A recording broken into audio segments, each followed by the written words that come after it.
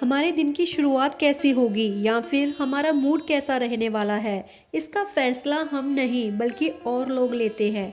और लोग मीन्स दूसरे लोग डिसाइड करते हैं कि हमारा मूड कैसा रहेगा, हम हंसेंगे या रोएंगे। इस बात का कंट्रोल हमारे हाथ में होने की बजाय दूसरों के हाथ में होता है।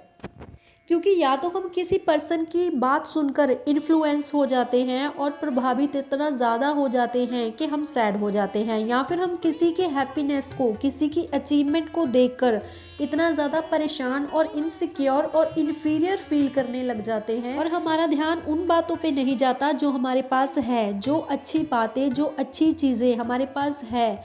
उन चीज़ों को इग्नोर करके हम उस बात पे रोते हैं जो हमारे पास नहीं है।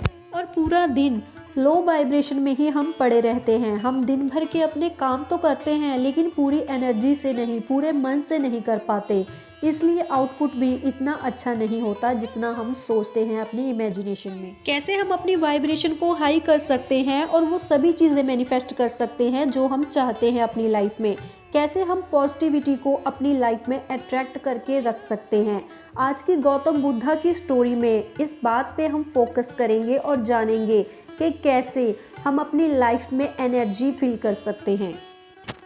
एक बार गौतम बुद्धा जंगल के रास्ते से गुजर रहे थे और रास्ते में उन्हें एक आदमी बैठा हुआ दिखाई देता है जो बहुत ही ज़ोर ज़ोर से रो रहा था। गौतम बुद्धा उस व्यक्ति के पास जाते हैं और रोने की वजह पूछते हैं, लेकिन इस पे वो व्यक्ति चिढ़ जाता है और कहता है कि मुझे मेरी लाइफ में किसी की भी दखल अंदाजी नहीं चाहिए, मैं यहाँ पे मरने के लिए बैठा हूँ और किसी को भी मेरी चिंता का दिखावा करने की कोई ज़रूरत नहीं है, आप जाइए अपना काम कीजिए। इस बात पे गौतम बुद्धा कहते हैं, अगर तुम्हें मरना ही है तो तुम इतनी देर क्यों कर रहे हो, तुम्हें तो अब तक मर जाना चाहिए था। इस बात पे वो और भी चिढ़ जाता है और गुस्से में बोलता है कि मैं तो यहाँ पे जो करने आया हूँ मैं वो करके ही रहूँगा, आप यहाँ से जाइए। गौतम बुद्धा जोर डालकर उससे मरने की वजह पूछते हैं तो वो कहता है कि मेरे पास जीने की भी कोई वजह नहीं है, मेरे पास कुछ भी नहीं है अपनी लाइफ में, मैंने जिस काम को भी करने की कोशिश की उसमें मैं असफल रहा। सब लोग मुझसे चिढ़ते हैं और ईर्ष्या करते हैं और कोई भी मेरी तरक्की होते हुए नहीं देखना चाहता। तभी गौतम बुद्धा पूछते हैं कि ऐसा हुआ क्या।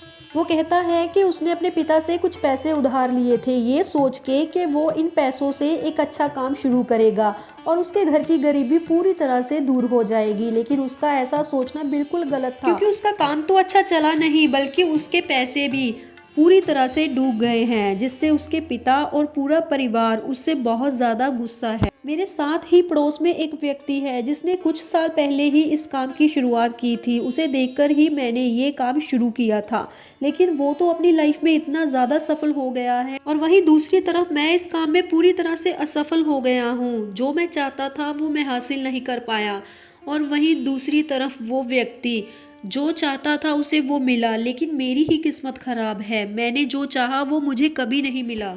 आखिर भगवान मेरे साथ ही ऐसा क्यों कर रहे हैं, मेरी गलती क्या थी। मैं तो बहुत अच्छा करना चाहता था अपने परिवार के लिए, लेकिन हुआ इसके बिल्कुल उलट।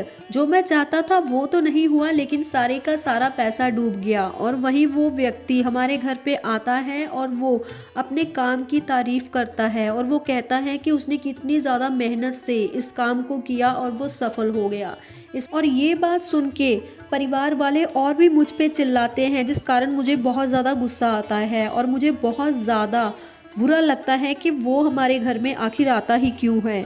इस बात में गौतम बुद्धा हंसने लगते हैं और उसे कहते हैं कि तुम्हें उस व्यक्ति से ईर्ष्या करने की बजाय अगर तुम सीखने की तरफ ध्यान दोगे तब तुम अपनी लाइफ में सफल हो जाओगे। क्योंकि अगर कोई हमें सिखाता है या कुछ समझाता है तब हमें उस बात को सीखने पे जोर देना चाहिए, तभी हम अपनी लाइफ में कुछ अच्छा हासिल कर सकते हैं। इसलिए ईर्ष्या करने की बजाय उस बात से सीखो।